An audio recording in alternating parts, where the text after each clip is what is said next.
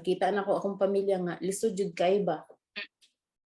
Kana ganing makita nimo imong pamilya nga nagtan-aw mo gini ang pinakamasakit nga experience gani nga ako ug akong papa nananom og mais sa laing nga laing uma sa tawo kanang sa laing yuta para makahatag sana makakita mi og 80 pesos sa isa ka adlaw para makakita mig 80 pesos ipalit magbugas.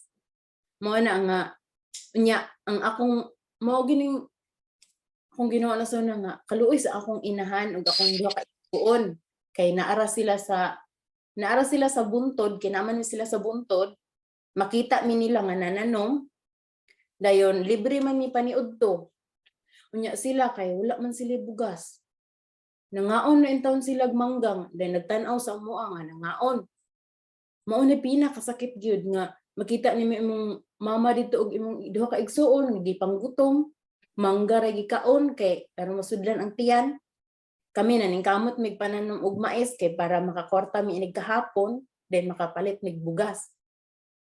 Muna akong ginano, perting lisura jud. Grabing experience ngin ana nga grabe ang kalisod nga kailangan jud ka mukayod para makapalit kag bugas. Muna na naghuna-una ako nga dili pwede perminti na lang ingon ani. Kailangan maningkamot ko nga mausab ang among kinabuhi. Muna ni eskwela ko, bahala ako kahuman pero naningkamot ko nga sa akong pag-eskwela nag-working ko pila ko ka tuig nag-working. Akong amo dito sa Davao. Mga buutan sad kaayo gituring ka nga pamilya. Ana pa-eskwela pero ang ako alang jud nga sala wala lang jud ko ni padayon. Pero okay ra man gihapon kay wala pud ko nagmahay kung unsa ang ako ang naagian ug unsa pud akong napaingnan karon. So, sa nagdako nakita nimo sa kalisod sa kinabuhi sa Aurora. Asa napit sa Mindanao ba na? Sa Mindanao. Sa part sa Mindanao? Di man ko kabalog unsay south, unsay north, unsay kuan na pero dapat ra na siya sa linya ra na siya sa Iligan banda. Iligan. O kana ra na siya nga Dalana, Iligan, Lanao ana Lanao part ra na siya sa Iligan ana. Diha ra na siya nga lugara. So anyway, like muna nung nagdako ka sa kalisod pa so ang murag na install nimo sa imong una gikan pa pagkabata is kinahanglan ko maningkamot.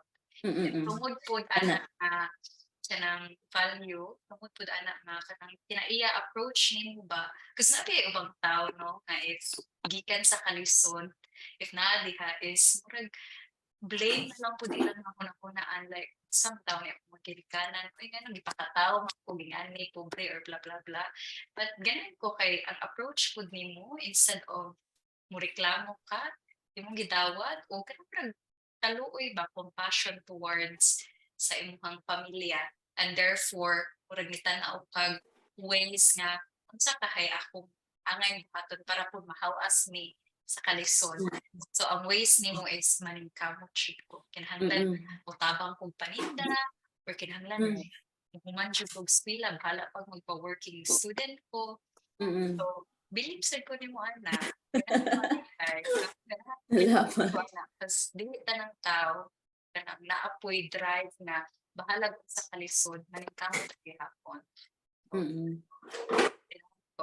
And I know nga may trabaho man ka kanang nag-OFW man ka di ba? What was your journey? Like how did you know or yung sa man mo paggawas kinsa naka-introduce mo? At first kay pag start yun ako kay gikan man ko ato og Davao ni undang ko eskwela then ni anak ko nga unsay sunod unsay next sa akong kinabuhi unsa naman pod akong nana ko akong mama atong nga time na naaman siya kalib-in na so dito mini ipon nami among balay pero dito mi sa kay naninda-ninda man akong mama good. So dito ko nagpuyo din. Yan ako nga dili ko gusto nga ma-stuck ra ko diri nga wala ko'y buhaton sa akong kinabuhi.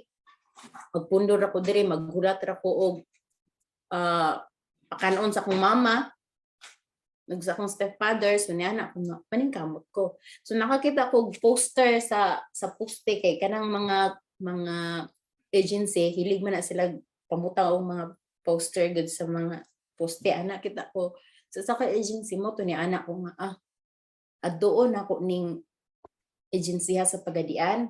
Doon lang may Pagadian City.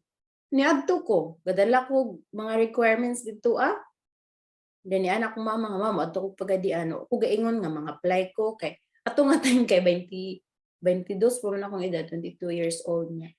Ang allow nga maka-abroad is 23 years old ka. So ato nga time kung hindi pa man ko pwede pero akong isulay mo to ni nagdala ko mga requirements na ko pag abot na ko dito gi-interview pasa na akong requirements and then ningon siya nga medical ka diretso medical pag ako then ana siya nga maghulat lang kag para sa imong passporting kay magkuan og passport hulat ra ka sa imong passport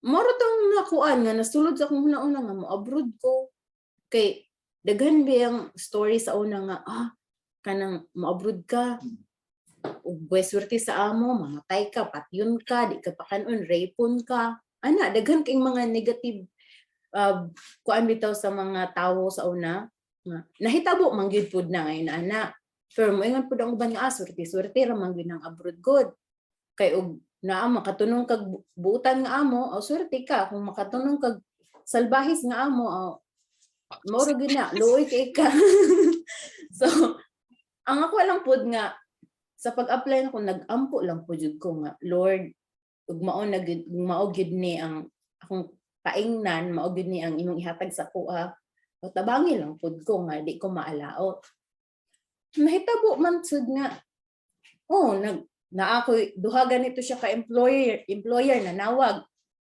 kay kanang gusto sila kaon ko nya mas gipili man ako tong isa buutan man pud sila buutan pod. Now, So, before ka mo discuss ato or share ato yung story, like unsay story mo unsay experience nimo pagka OFW, gusto lang po nako i-point out nga because para nako ang opportunity naara jud na sa palibot, makita ra jud na. The only thing is kinahanglan na kay intensyon. Kaya ug naa kay intention like for you ang imong gihuna-huna is ganahan ko kay naka-reflect sad ka ba so kato imong reflection nga wa naman ko ni eskwela unsa mo uli ba ko sa amo unya unsa mo ko sa amo magtanga ra ko mauban na nga kinabuhi akong gusto so nakapangutana sa kasi imong kaugalingon ba kung powerful kaayo ng naatay self-reflection dayon may tag nga ay dili ganahan ko mo decide ganita murag ganahan ko nga mahawas akong kinabuhi ganahan ko nga na ako'y maabot sa akong kinabuhi so pag-declare nimo kung say gusto nimo sa kaugalingon therefore nakakita na dayon kag option nga ay nakatanaw-tanaw na dayon ka na direct na dayon nimo imong attention sa kanang mga poste diha kay ug wala pa di ba ug wala pa kay una-una tensa ka mabalik ka kasi pag kinaamang kay plano kapag nakapagtanaw sa poste dahil like sa unang giingon ba nga kay mga storya nga if mag-abroad ka na ay tendency nga maltratuhon kasi mga amo na ay tendency nga ang uban di na jud gani ka uli sa Pilipinas but still ni push through ra gihapon ka og ay mo man siya gipangutan no ay man siya trust salig lang jud na may unta murag hope and trust lang jud ba nga if para ako jud ni if na future para nako diri then I will push I will go forward